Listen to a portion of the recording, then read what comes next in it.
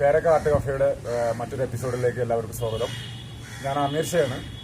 അപ്പം കഴിഞ്ഞ ദിവസം വിതറിംഗ് ലെഫ്റ്റ് എന്ന് പറയുന്ന ഒരു ടൈറ്റിൽ നമ്മൾ ഒരു ദീപക് നാരായണനായിട്ട് ബന്ധമുള്ള സംഭാഷണം ഇതിന്റെ ഒരു തുടർച്ചയായിട്ടാണ് ഞാൻ ഇതിനെ കാണുന്നത്. അന്ന് ദീപക് പറഞ്ഞത് ദേശീയ രാഷ്ട്രീയം ആശങ്ക കൊള്ളേണ്ടതില്ല, കാരണം ആശങ്കപ്പെട്ടൊരു കാര്യമില്ല, അത്രയും അത് വളർന്നു കഴിഞ്ഞു. അതേസമയം കേരള രാഷ്ട്രീയം കൂടുതൽ ആശങ്കാജനകമാണ് എന്നാണ് സഖ വന്ന് പറഞ്ഞത്. അത് നമ്മൾ കൂടുതൽ പുതിയ സമര മേഖലയിലേക്ക് പോകണം, അല്ലെങ്കിൽ കൂടുതൽ പ്രതിരോധ മേഖലയിലേക്ക് പോകണം എന്നാണ് അന്ന് ദീപക് നാരായണൻ നമ്മോട് സംസാരിച്ചത്.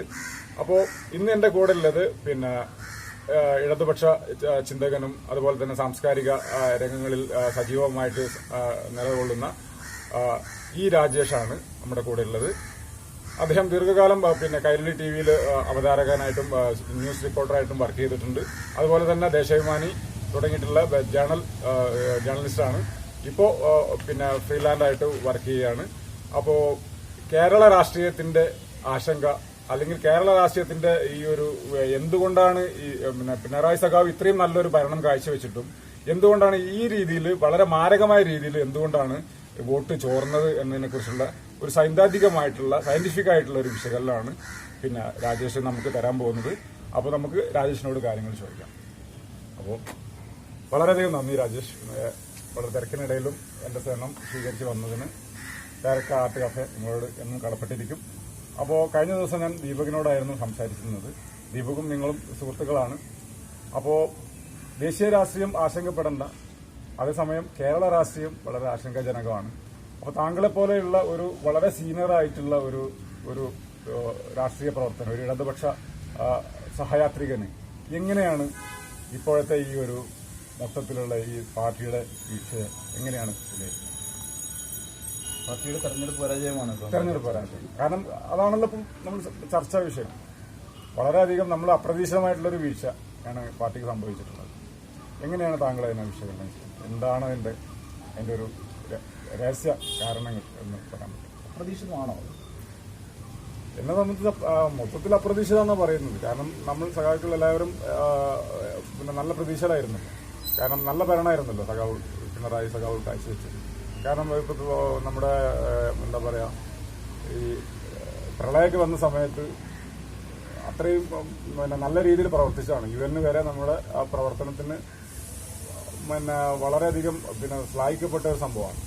എന്നിട്ട് പോലും വോട്ട് നമ്മുടെ ശക്തി കേന്ദ്രങ്ങളിൽ തന്നെ വോട്ട് ചോർന്നു എന്നുള്ള രീതിയിലൊക്കെയാണ് ഇപ്പോൾ അതിന്റെ ചർച്ച പോകുന്നത്. അപ്പൊ അതാണ് ഞാൻ ചോദിച്ചത്. അപ്രതീക്ഷിതമാണോ താങ്കളുടെ അഭിപ്രായം എങ്ങനെയാണെന്ന് എനിക്കറിയില്ല. മൊത്തത്തിൽ അങ്ങനെയാണ് ഇപ്പോ. എന്നെ സംബന്ധിച്ച് അപ്രതീക്ഷിതമല്ല. പിണറായി സഖാവിന്റെ ഒരു ഗ്ലോറിയാണല്ലോ നമ്മൾ തെരഞ്ഞെടുപ്പ് പ്രധാനപ്പെട്ട ക്യാമ്പയിനായിട്ട് ദിവസം നടത്താൻ ശ്രമിച്ചിരുന്നത്. തെരഞ്ഞെടുപ്പിന് ശേഷവും അത് തന്നെ നമുക്ക് എടുക്കാനുള്ളൂ എന്നൊരു വിനിയോഗം കൂടി കാണുന്നുണ്ട്. പിണറായി സഖാവ് ചെയ്ത് കേരളത്തിലെ എന്നല്ല ഏത് സ്ഥലത്തും ഉത്തരവാദിത്തപ്പെട്ടൊരു ഗവൺമെന്റ് ചെയ്യേണ്ട കാര്യങ്ങൾ ചെയ്തു. അതുപോലെ തന്നെ ഉള്ള വ്യക്തമായ കുറെ ക്ലെയിമുകളായിട്ടാണ് നരേന്ദ്രമോദി സർക്കാരിന് തന്നെ. കേരളത്തിൽ പ്രത്യേകിച്ച് BJP എന്നുള്ളത് മൂന്നാമത്തെ കക്ഷിയായി, പ്രധാനപ്പെട്ട കക്ഷിയായി ചിത്രത്തിലേക്ക് വന്നു എന്നുള്ളതാണ് കേരളത്തിലെ പ്രധാനപ്പെട്ട മാറ്റം. ഈ മാറ്റത്തിലേക്ക് വഴിവെക്കുന്ന ഒരു ഗതിയെ വളരെ ക്ലിയറായിട്ട് മനസ്സിലാക്കിയ ഒരു മാധ്യമപ്രവർത്തകൻ, ഇടതുപക്ഷ മാധ്യമപ്രവർത്തകനാണ്. 1999 വാജ്പേയി സർക്കാർ 13 ദിവസത്തെ സർക്കാരായിട്ട് അധികാരത്തിൽ കയറിയ സമയം മുതലുള്ള അവരുടെ വളർച്ച ഗ്രാജുവൽ ഗ്രോത്ത് തന്നെയായിരുന്നു. അവർ പ്രവർത്തിക്കാൻ ശ്രമിച്ച മേഖലകളിൽ അവരോട് മത്സരിക്കുന്ന ഒരു സ്വഭാവം മാത്രമേ ഭരണരംഗത്തും രാഷ്ട്രീയ രംഗത്തും ഇടതുപക്ഷത്തിന് ചെയ്യാൻ കഴിഞ്ഞിട്ടുള്ളൂ എന്നുള്ള പ്രബലമായിട്ടുള്ളൊരു വിശ്വാസം ആളുകളിൽ നിലനിൽക്കുന്നുണ്ട്. മറിച്ചല്ല, അതോടൊപ്പം സംസ്കാരത്തിന്റെ ഒരു ഡീപ് റൂട്ടായ മേഖലകളിൽ അവർ കൈകാര്യം ചെയ്യുന്ന മേഖലകളെക്കുറിച്ച് തീർത്തും അജ്ഞമായിട്ടുള്ള ഒരു നിലയിൽ നിന്നുകൊണ്ടാണ് ഇടതുപക്ഷം രാഷ്ട്രീയം കൈകാര്യം ചെയ്തിട്ടുള്ളത്. വിശദാംശങ്ങളിലേക്ക് വിശദാംശം നമുക്ക് വേണ്ടത്. അതായത് എവിടെയാണ് നമുക്ക് പാളിച്ച പറ്റിയത്? നമ്മുടെ വർക്കിലാണോ, അല്ലെങ്കിൽ എന്താണ്, അല്ലെങ്കിൽ ശബരിമല ഇഷ്യൂ ആണോ? എവിടെയാണ് ആ പ്രശ്നം പറ്റിയത്? അതാണ് എനിക്ക് കിട്ടേണ്ടത്. ഒരു ആ ഒരു കൃത്യമായ വിലയിരുത്തൽ. ഒരു ഇഷ്യൂവിലേക്ക് ഒതുക്കി കാണുന്നത് കുറച്ച് ചെറിയൊരു ലഘൂകരണം ഉണ്ടെങ്കിലും ഒരു ഉദാഹരണങ്ങൾക്ക് മാത്രം ഉദാഹരണം പറയും. പ്രധാനപ്പെട്ട ഇഷ്യൂ ശബരിമല ഇഷ്യൂവിന്റെ കാര്യത്തിൽ പിന്നെ ഇടതുപക്ഷം സ്വീകരിച്ച നിലപാടിനെ കേരളത്തിലെ വിശ്വാസി സമൂഹം പൊതുവിൽ തള്ളിക്കളഞ്ഞു എന്നാണ് പൊതുവിൽ ഔദ്യോഗികമായി അംഗീകരിക്കപ്പെട്ട നിലപാടൊന്നുമല്ല കേട്ടോ, ഒന്നും പറയാൻ ഞാൻ ഉത്തരവാദിത്തപ്പെട്ട ആളുമല്ല. പക്ഷേ വിശ്വാസി സമൂഹം ഇറസ്പെക്റ്റീവ് ഓഫ് റിലീജിയൻ ഇടതുപക്ഷ സർക്കാർ എടുത്ത ഒരു സമീപനത്തെ തള്ളിക്കളഞ്ഞതിന്റെ ഫലമാണ് ആ ശബരിമല പോലത്തെ ഒരു സംഭവം ഉണ്ടാകുമെന്ന് വളരെ പ്രതീക്ഷിക്കാവുന്ന ഒട്ടേറെ സംഭവങ്ങൾ തുടർച്ചയായിട്ട് കേരളത്തിൽ വന്നിട്ടുണ്ട്. ഉദാഹരണം മാത്രം എടുത്താൽ മതി. സുപ്രീം കോടതി പിന്നെ ഒരുപാട് ആക്ഷേപങ്ങൾ ഉന്നയിക്കപ്പെട്ടിട്ടുള്ള ഒരു സുപ്രീം കോടതി ജഡ്ജിയുടെ പ്രധാനപ്പെട്ട വിധികൾ തന്നെ പിന്നെ കേരളത്തിൽ വളരെ ടാർഗറ്റഡ് ആയിട്ട് നമ്മൾ പല സമയത്ത് ആ വിധികൾ വന്ന സമയത്ത് തന്നെ അതിനെപ്പറ്റി പ്രധാനപ്പെട്ട ആൾക്കാർ സംസാരിക്കുകയും നിരീക്ഷണങ്ങൾ എടുക്കുകയും ആളുകൾ പറയട്ടെ. ഓരോ വിധികളും കേരളത്തിലെ ഇടതുപക്ഷ സമൂഹത്തെ അല്ലെങ്കിൽ ഇടതുപക്ഷ പാർട്ടികളെ ദുർബലപ്പെടുത്തുക എന്ന ലക്ഷ്യത്തോടുള്ള വിധികളായിരുന്നു. വളരെ ക്ലിയർ ആയിരുന്നു. അതിൽ ഏറ്റവും അവസാനത്തെ വിധിയായിരുന്നു ശബരിമല.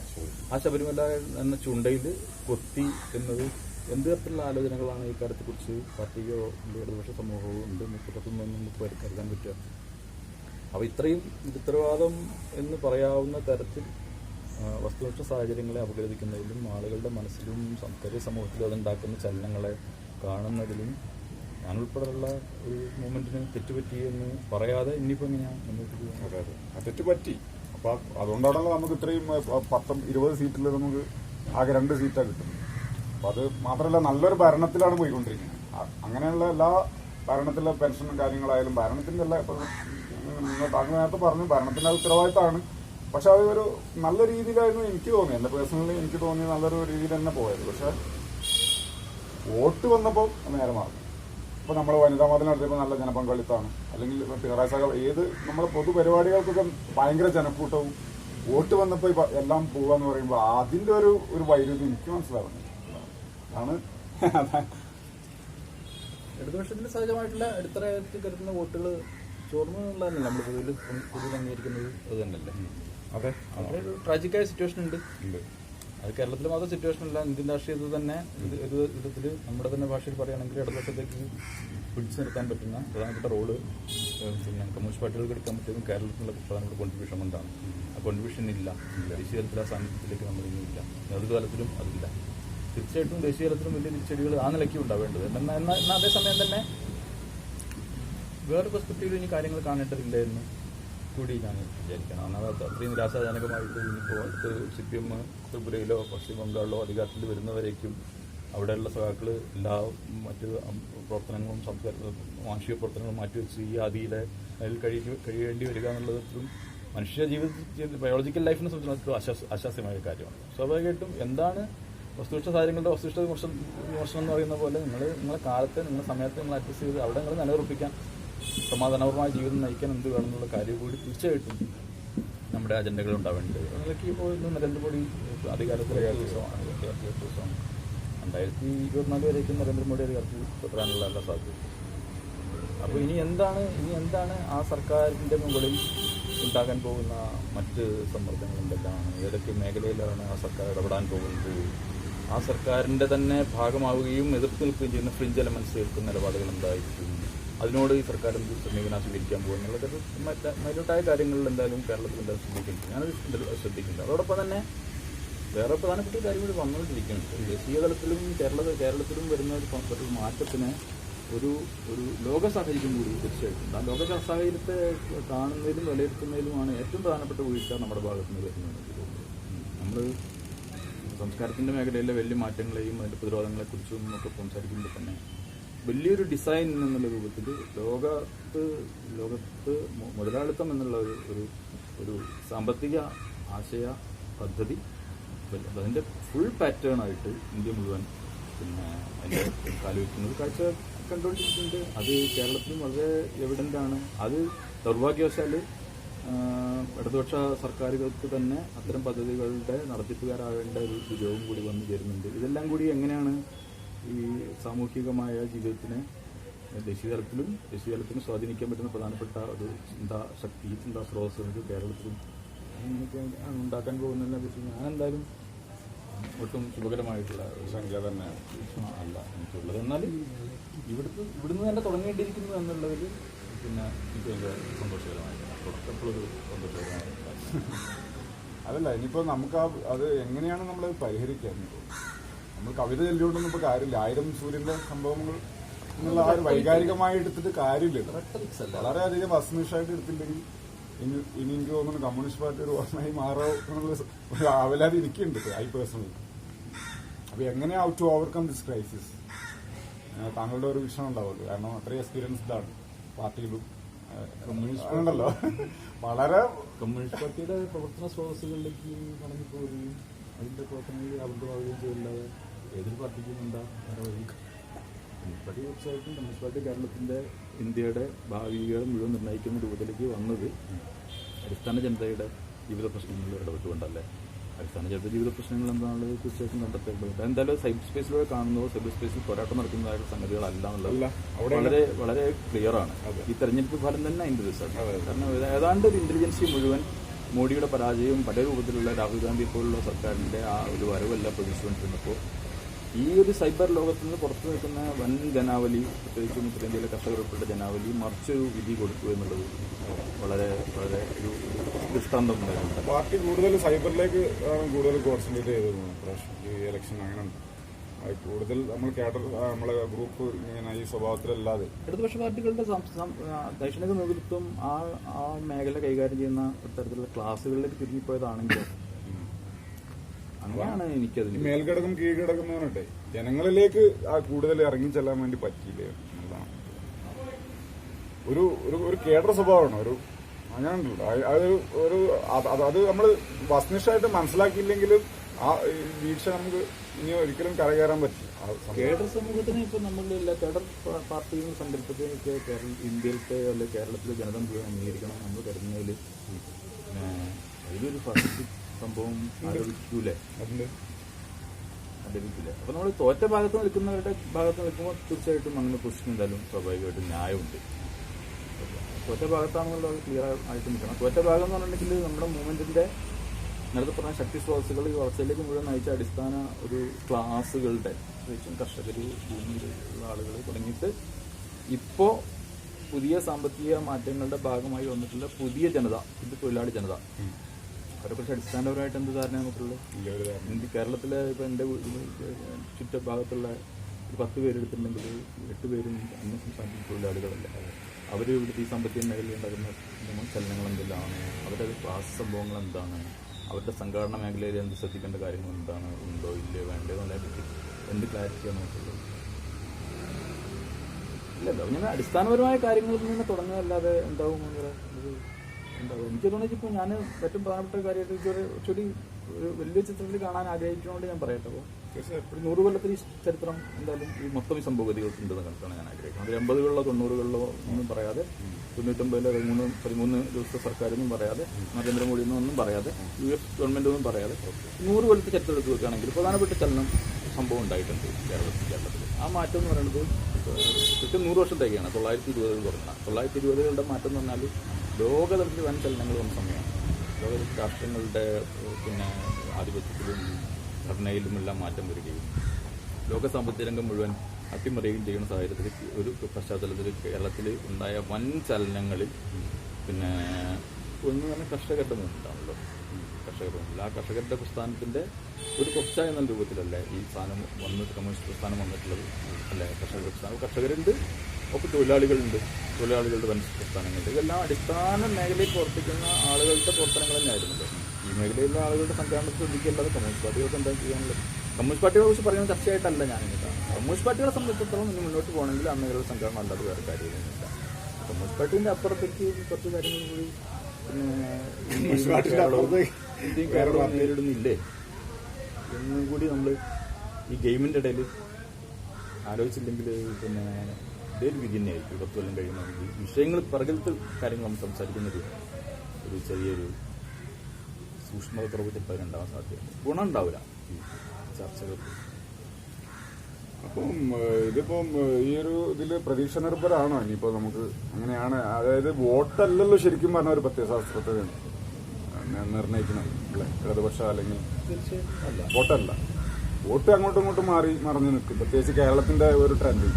എന്ത് ചോദിച്ചു, ഇത് ട്രെൻഡാണോ ശരിക്കും? ആ ട്രെൻഡിൽ മാറിയതാണോ അതോ മൊത്തത്തിലുള്ള ഈ മാറ്റത്തിൽ നിന്ന് മാറിയതാണോ എന്നാണ്. കേരളത്തിൽ ട്രെൻഡാണെങ്കിൽ അത്ര പ്രശ്നമില്ല, കാരണം ജയിലിൽ കഴിഞ്ഞാൽ നമുക്ക് തിരിച്ചു പിടിക്കാം.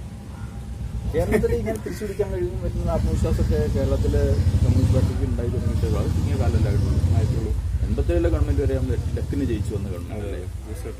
85 ശേഷമുള്ള ചെറിയ 15 കൊല്ലം ചരിത്രത്തെ കുറിച്ച് വെച്ചിട്ട് നമ്മളിത് നമുക്ക് തിരിച്ചു വരാവുന്നതാണെന്നുള്ള ശുഭാവിശ്വാസം ഉണ്ടാവുള്ള കാര്യം. നേരിയ കാലത്ത് ചെറിയ ആധിപത്യത്തിൽ നമ്മൾ വീണ്ടും പഴയ ഒരു ഇൻഫീരിയറായ പ്രശ്നത്തിലേക്ക് മാറിയിരിക്കുന്ന യാഥാർത്ഥ്യവും ഉണ്ടാവേണ്ടതുണ്ട്. അപ്പോൾ അതിന്റെ ഏറ്റവും റൂട്ടഡ് ആയിട്ടുള്ള നമ്മൾ വിട്ടുപോയിട്ടുള്ള മേഖലകൾ എന്താണെന്നുള്ള കാര്യത്തെക്കുറിച്ച് നമ്മൾ ബന്ധപ്പെട്ട് ആലോചന നടത്തേണ്ടി വരും സ്വാഭാവികമായിട്ട്.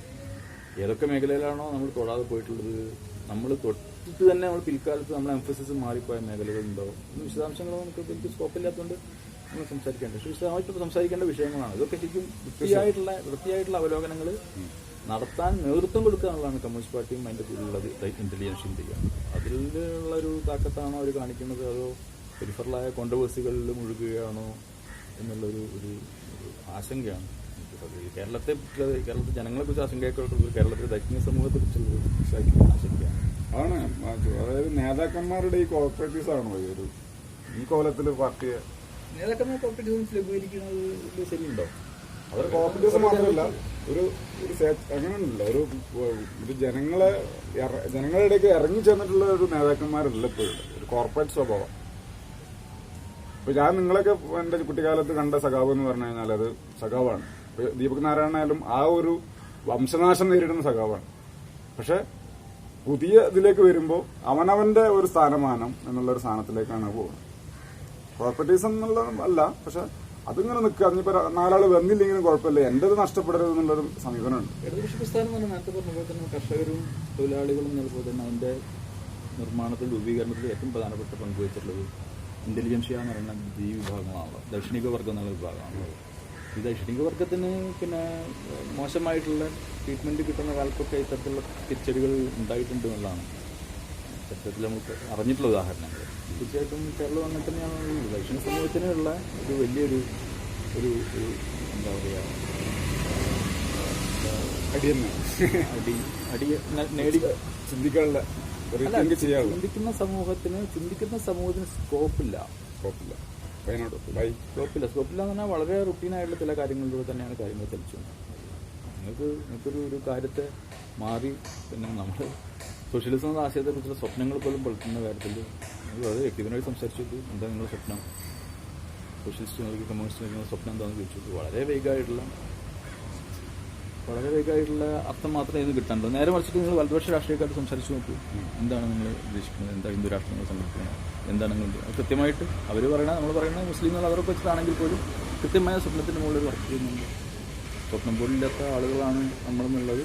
സ്വപ്നങ്ങളെ ഉണ്ടാക്കുന്നതിൽ പങ്കുവഹിക്കുന്ന ആശയതലത്തിൽ പ്രവർത്തിക്കുന്ന കലാകാരന്മാർ, വിഭാഗങ്ങൾ തുടങ്ങിയിട്ടുള്ള ഒരു ക്ലാസ്സിന് ഉണ്ടായിട്ടുള്ള അപജയത്തിന്റെ ഫലം ആയിരിക്കും ഇതെന്നാണ് എനിക്ക് തോന്നുന്നത്. അതിൽ വലിയ ഇഷ്യൂ ആണെങ്കിൽ കേട്ടോ, ഒന്ന് ഇഷ്യൂ ആയിട്ടൊന്നും ഇന്ത്യൻ ജനതയും കേരള ജനതയും ഈ പോരാട്ടങ്ങളൊക്കെ ഇതിലും വലിയ പോരാട്ടങ്ങളും ഇതിലും വലിയ സംഘർഷങ്ങളിലൂടെയും കടന്നുപോയ ചരിത്രം ഇന്ത്യക്കുണ്ട്. ഓക്കെ, അത് വേറെ കാര്യം. അങ്ങനെ തന്നെയാണല്ലോ പാർട്ടി ഉണ്ടായതൊക്കെ. പക്ഷെ അത് ഇപ്പോൾ നിന്നാൽ അങ്ങനെയല്ലേ ഇത് സംഭവിച്ചത്, അതാണ് പ്രശ്നം. എന്തായാലും അങ്ങനെ അപ്പം പ്രതീക്ഷാ നിർഭരാണ്, അല്ലെങ്കിൽ നമ്മൾ അങ്ങനെ തകർന്നിട്ടില്ല, അല്ലെങ്കിൽ നമുക്കിത് പുത്തരിയല്ല എന്നുള്ളൊരു രീതിയിലാണ് ഉള്ളതല്ലേ? അങ്ങനെ ഒരു നിലപാടാണോ? പുത്തരിയല്ല എന്നല്ല കാണേണ്ടത്. മുതലാളിത്തത്തിന്റെ ചരിത്രമല്ല ലോകത്തിന്റെ മനുഷ്യന്മാരുടെ ചരിത്രം എന്ന് പറയുന്നത്. അതിന്റെ ചെറിയൊരു ഇടവേള സോഷ്യലിസം ആശയത്തിന് പോലും ചെറിയ കാലത്തിന്റെ ചരിത്രം മാത്രമേ ഉള്ളൂ നമ്മൾ പഠിച്ചിട്ടുള്ളത്. ചെറിയ കാലത്തിൽ പരീക്ഷണം എന്ന രൂപത്തിൽ ഉള്ള ഒരു ഗാലിറ്റേറിയൻ സമത്വം എന്നുള്ള സങ്കല്പത്തിന് ആശയത്തിന് സോവിയറ്റ് യൂണിയന്റെ ഒക്കെ വരവോടുകൂടി വലിയ ഒരു ബൂസ്റ്റ് കിട്ടി. പുത്തൻ മുതലാളിത്തത്തിന്റെ ഒരു പുതിയ തിരിച്ചുവരവിൽ കണ്ടർ റവല്യൂഷനൊക്കെ പ്രഭാകരനായ ഭരണവസ്ഥാനത്തിന്റെ തിരിച്ചുവരവിനുള്ളിൽ സെറ്റ് ബാക്സും വന്നു. അയച്ചാൻ കുറിച്ച് കെട്ടിപ്പടുത്തുണ്ടാക്കേണ്ട ഒരു പുതിയ ഇന്ത്യൻ ജനതയെ സംബന്ധിച്ച് പോരാട്ടത്തിന്റെ പാതയിൽ വിശ്വസിക്കുന്നവരെ സംബന്ധിച്ചിടത്തോളം ഞാൻ ജേർണലിസ്റ്റിക് ആയിട്ടാണ് പറയുന്നത്. പക്ഷേ ഇന്ത്യൻ ജനതയെ സംബന്ധിച്ചിടത്തോളം ഈ പോരാട്ടം എന്നുള്ളത് രാഷ്ട്രീയ പാർട്ടികൾ സംഘടിപ്പിക്കുന്ന പോരാട്ടമായിട്ടൊന്നല്ല അവർ കാര്യത്തെ ഡീൽ ചെയ്തിട്ടുള്ളത്. ശരിക്കും നമ്മൾ മനസ്സിലാക്കിയിട്ടുള്ള 10ാം നൂറ്റാണ്ട് മുതലുള്ള ചരിത്രം വെച്ച് നോക്കിയാൽ 10, 11, 12 നൂറ്റാണ്ട് മുതലുള്ള നമുക്ക് ക്ലിയറായിട്ട് മനസ്സിലാകുന്ന പ്രധാനപ്പെട്ട ആളുകൾ തന്നെ ഉണ്ട്. നാരായണ ഗുരു എന്നൊക്കെ നമ്മൾ ഒറ്റ വാക്കിൽ പറയുന്നത് നാരായണ ഗുരുവിന്റെ അപ്പുറത്തേക്ക് പോകുന്ന എത്രയോ പ്രധാനപ്പെട്ട ആളുകളുടെ പ്രവർത്തനങ്ങളുടെ കൂടി ഭാഗമായിട്ടാണ് നമ്മൾ 19 നൂറ്റാണ്ടിലേക്കും 20 നൂറ്റാണ്ടിലേക്കും വന്നിട്ടുള്ളത്. അത്തരത്തിലുള്ള ആളുകൾ പ്രവർത്തിച്ച മേഖല എന്ന് പറഞ്ഞാൽ ഇതിനേക്കാളും മോശപ്പെട്ട സ്ഥിതിയിൽ നമ്മളിപ്പം ഡിപ്രഷനോ എന്താ പറയുക നിരാശ എന്നൊക്കെ പറയുന്നതിനേക്കാൾ മോശപ്പെട്ട സ്ഥിതി കഴിഞ്ഞിരുന്ന ആളുകളുടെ ഇടയിൽ ഇവരിടപെടുകയും വലിയ മാറ്റങ്ങൾ ഉണ്ടാക്കുകയും ചെയ്തിട്ടുണ്ടല്ലോ അല്ലേ. പിന്നെ എത്ര അധിനിവേശങ്ങളുടെ ചരിത്രം നമ്മൾ കണ്ടിട്ടുണ്ട്, എത്ര രാഷ്ട്രങ്ങളുടെ മാറ്റങ്ങളുടെ ചരിത്രം നമ്മൾ കണ്ടിട്ടുണ്ട്. തീർച്ചയായിട്ടും അതിനെ അതിജീവിക്കല്ലാതെ ജനതയ്ക്ക് വേറെ വഴിയില്ല എന്നുള്ളതാണ് ഇപ്പോൾ തിരിച്ചു നോക്കി നമുക്ക് കാണാൻ പറ്റും. അതിജീവനം പ്രയാസകരമായിരിക്കും. കാരണം പണ്ടത്തെ പോലെ അല്ലല്ലോ ഇപ്പോൾ, ആളുകൾ മാറിപ്പോയില്ലേ. എല്ലാവരും മൊബൈലിലും ഭയങ്കര ഇൻഡിവിജ്വാലിറ്റിയും അങ്ങനെയൊക്കെയാണല്ലോ. പണ്ടത്തെ ഒരു പൊതു മണ്ഡലമല്ല ഇപ്പോൾ ഉള്ളത്. മാത്രമല്ല സൈബർ ലെവലിൽ നോക്കുമ്പോൾ അത് വൻ പരാജയമാണ് പാർട്ടിക്ക് വന്നത്. പല രീതിയിൽ നെഗറ്റീവായിട്ടാണ് കൂടുതൽ വന്നിട്ടുള്ളത്. അപ്പം ഈ ഒരു മൊബൈലിൽ നിന്ന് മാറി നമ്മളൊരു ലൈവിലേക്ക് തന്നെ പോവും വേണം. അപ്പോൾ അങ്ങനെയുള്ളൊരു ക്രൈസിസ് ഇപ്പോഴത്തെ കാലത്തുണ്ട്. ഇതിനെ പുനർനിർമ്മിക്കാൻ വേണ്ടി എന്ത് ചെയ്യാൻ പറ്റും? വലിയ ചർച്ചയൊക്കെ ഉയർന്നിരുന്ന മേഖലയല്ലേ ഇത്. വലിയ യുഗം പിറന്നു കഴിഞ്ഞു എന്ന് തന്നെ വിചാരിക്കുന്ന ദക്ഷിണീയരുണ്ട്. ടെക്നോളജി യുഗം പിറന്നു കഴിഞ്ഞു എന്ന് വിചാരിക്കുന്ന ആളുകളുണ്ട്. എന്നൊക്കെ ഞാൻ എൻ്റെ ഒരു രാഷ്ട്രീയ നിരീക്ഷകൻ നിലയ്ക്ക് എൻ്റെ ഒരു ഇത് വെച്ചിട്ട് അങ്ങനൊന്നല്ല. വളരെ ഡീപ്പ് റൂട്ടഡ് ആയിട്ടുള്ള വെർച്വൽ റിയാലിറ്റിക്കിൻ്റെ അടിയിലുള്ള തളിച്ചുമറിയുന്ന ജീവിതത്തിൻ്റെ യാഥാർത്ഥ്യം തന്നെ വേറെ തീർച്ചയായിട്ടും. ആ യാഥാർത്ഥ്യം ഈ പ്രശ്നങ്ങളൊക്കെ കൈകാര്യം ചെയ്യുന്നതും അതിനെ പരിഹരിക്കുന്നതും ഒക്കെ പറഞ്ഞാൽ നമ്മൾ കണ്ണിൽ കൂടെ അല്ലാന്ന് പറയാനുള്ളൊരു വിവേകവും വിനയും ഞാൻ കാണിച്ചില്ലെങ്കിൽ അത് ഇപ്പോഴത്തെ സാഹചര്യം ഭയങ്കര ബോറാവും. ഇപ്പോൾ വേണ്ട, നമുക്ക് അതിന് ടോക്ക് വേറെ വരും. അപ്പോൾ അതിൻ്റെ ഒരു അവസാനത്തെ ചോദ്യത്തിലേക്ക് കിടക്കാം. ഇന്നിപ്പോൾ രാഷ്ട്രീയത്തിൽ ഇന്ത്യൻ ദേശീയ രാഷ്ട്രീയത്തിൽ ഒരു പുതിയ ഭരണ തുടർച്ചയുടെ ഒരിത് വരികയാണ്. അപ്പോൾ തീർച്ചയായിട്ടും നമുക്ക് അത് അത്ര പ്രതീക്ഷാ നിർഭരമല്ല അത്. കാരണം നമുക്ക് കഴിഞ്ഞ 5 വർഷം നമുക്കറിയാം ജനങ്ങൾ ഇവിടെ അനുഭവിച്ച പല പ്രശ്നങ്ങളൊക്കെ. പക്ഷേ വീണ്ടും നമ്മൾ എന്താ പറയുക ജനാധിപത്യത്തിലൂടെ ആ ഒരു ഭരണ തുടർച്ച വരികയാണ് ചെയ്തത്. അതിൽ വളരെ അധികം വിശ്വാസ്യതയുടെ പ്രശ്നമുണ്ട്. അത് എങ്ങനെ വന്നു, പല തട്ടിപ്പുകളിലൂടെ വന്നോ ഇല്ല എന്നൊക്കെയുള്ള ചർച്ച എൻ്റെ മാത്രമല്ല പൊതുസമൂഹത്തിനുണ്ട്. ഈ പുതിയ ഒരു ഭരണ തുടർച്ച ഇന്ത്യൻ ദേശീയ രാഷ്ട്രീയത്തെ എങ്ങനെ കാണുന്നു? എങ്ങനെയാണ് താങ്കളുടെ ഒരു നിരീക്ഷണം? അവസാനത്തെ ചോദ്യമാണ്. കൂടുതൽ ചോദ്യങ്ങൾ നമുക്ക് ഇനിയുണ്ട്. പക്ഷെ പ്രധാനപ്പെട്ട ഭരണമാറ്റം തന്നെയാണ് തീർച്ചയായിട്ടും. എന്തായാലും ദീർഘകാലത്തേക്കുള്ള ഒരു മാറ്റമായിട്ട് വരാൻ സാധ്യതയുള്ള ഒരു മാറ്റമാണ്. പ്രത്യേകിച്ചും ഇടതുപക്ഷ ബദലിനുള്ള സാധനം വളരെ ദുർബലമായി. ബിജെപിക്ക് ബദലായിട്ട് ഇടതുപക്ഷക്കാരനെ കോൺഗ്രസ് തന്നെയാണ് ബദൽ എന്ന് പറയുന്നൊരു രണ്ട് ഓൾട്ടർനേറ്റീവ് വരുന്ന സാഹചര്യത്തിൽ ലോകത്തിൽ അമേരിക്കയിലൊക്കെ നിലനിൽക്കുന്ന പോലത്തെ ജനാധിപത്യത്തിലേക്ക് ഇന്ത്യൻ ജനാധിപത്യം തന്നെ പതിയെ മാറാനുള്ള സാധ്യത എന്തായാലും കാണേണ്ടതുണ്ട്. ചിലപ്പോൾ ഗുണകരമായിട്ട് മാറുമായിരിക്കും അല്ലേ? അങ്ങനെയുള്ള ഗുണകരമാവട്ടെ, ദോഷമാവാനുള്ള സാധ്യതയെക്കുറിച്ചാണ് നമ്മളിപ്പോൾ സംസാരിക്കുന്നത്. അങ്ങനെ സംസാരിക്കുമ്പോൾ സ്വാഭാവികമായിട്ട് നമ്മൾ മനസ്സിലാക്കേണ്ടത് ഈ പറഞ്ഞ പോലെ ഒരു അന്താരാഷ്ട്ര ഡിസൈനിന്റെ ഭാഗമായിട്ട് പ്രവർത്തിക്കുന്ന ഇന്ത്യയിലെയും കേരളത്തിലെയും മറ്റു സംസ്ഥാനങ്ങളിലെയും ഈ സർക്കാരുകളൊക്കെ സാധാരണ മനുഷ്യന്മാരുടെ ജീവിതത്തിലെ ബേസിക്കായ ചില കാര്യങ്ങൾ, വെള്ളം, വായു തുടങ്ങിയിട്ട് ഭക്ഷണം തുടങ്ങിയിട്ടുള്ള അടിസ്ഥാന കാര്യങ്ങളുടെ കാര്യത്തിൽ എത്ര സെൻസിബിളായി പെരുമാറുന്നുള്ള കാര്യത്തിൽ തീർച്ചയായിട്ടും ജാഗ്രത നമ്മുടെ ഭാഗത്തുണ്ടാവേണ്ടത്. ശരിക്കും മുതലാളിത്തം തന്നെ അങ്ങനത്തെ ഒരു സാധ്യത എപ്പോഴും മുന്നോട്ട് വെച്ചിട്ടാണ് മുതലാളിത്ത പദ്ധതികൾ ഉണ്ടാവാറുള്ളതെങ്കിൽ പോലും ആ സാധ്യതകളെ ഒരെണ്ണം മറന്നു വെച്ചിട്ട് പോവുകയും നമ്മളത് ഏറ്റെടുക്കാതിരിക്കുകയും ചെയ്യുന്ന സാഹചര്യം ഉണ്ടാവാറ്. അത്തരം സാധ്യതകളെ ഏറ്റെടുത്തിട്ട് അത്തരത്തിലുള്ള പ്രവർത്തനങ്ങളിൽ ഈ ഡീപ്പ് റൂട്ടഡായിട്ടുള്ള ഗ്രാസ് റൂട്ടഡായിട്ടുള്ള മേഖലയിൽ പ്രവർത്തനങ്ങളിലേക്ക് വ്യാപൃതരായി ഈ രണ്ട് സർക്കാരുകളെയും പരമാവധി ജനക്ഷേമകരമായിട്ടുള്ള ജനങ്ങൾക്ക് വേണ്ട രൂപത്തിൽ പ്രവർത്തിക്കുന്നവരായി മാറ്റി തീർക്കാനുള്ള സൗമ്യമായ പോരാട്ടങ്ങളിലാണ് ഞാനത് കുറച്ചുകൂടി എംഫസിസ് കൊടുക്കുന്നത്. ഗാന്ധിജി തന്നെയൊക്കെ ഒരു നിരീക്ഷണത്തിന്റെ തീർച്ചയായിട്ടും എൻ്റെ ഒരു ഉറച്ച ബോധ്യം തന്നെയാണ്. ഓക്കെ, അപ്പം എന്താ പറയുക, ഇത്രയും നേരം ഞങ്ങളോട് സഹകരിച്ച ഒരിക്കൽ കൂടി നന്ദി പറയാണ്.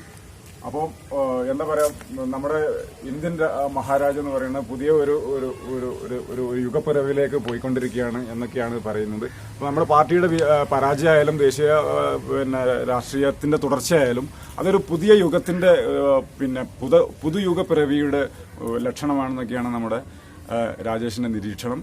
എന്തായാലും നമുക്ക് കാത്തിരുന്ന് കാണാം. കാരണം കൂടുതൽ നമുക്ക് പ്രവചിക്കാൻ പറ്റാത്ത പ്രവചനാതീതമായിട്ടുള്ള ഒരു അവസ്ഥാവിശേഷമാണ് ഉള്ളത്. അത്രയും പോസ്റ്റ് ട്രൂത്തിന്റെ സത്യാനന്തര യുഗത്തിലാണ് ഇപ്പോൾ നമ്മളുള്ളത്. അപ്പോൾ ഒന്നും ഒരു പ്രവചനം കൂടുതൽ പറ്റില്ല. അപ്പോൾ തീർച്ചയായിട്ടും ഇത് ഈ ഒരു ചർച്ച തുടരുക തന്നെ ചെയ്യും. അപ്പോൾ എല്ലാവർക്കും ഇനി കാണുന്നത് വരെ